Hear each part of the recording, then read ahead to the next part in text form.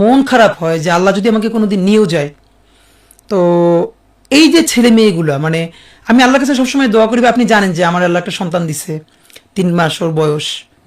আমার বাচ্চাটা তো আমি 3 মাসে 30 মিনিটও কুলে নিতে পারি নাই। তো আমার ওয়াইফ খুব মাঝে মধ্যে আর কি মজা করে বাচ্চারে বলে যে ইনকিলাব মঞ্চের মুখপাত্র তোমার সাথে দেখা করতে আসছে।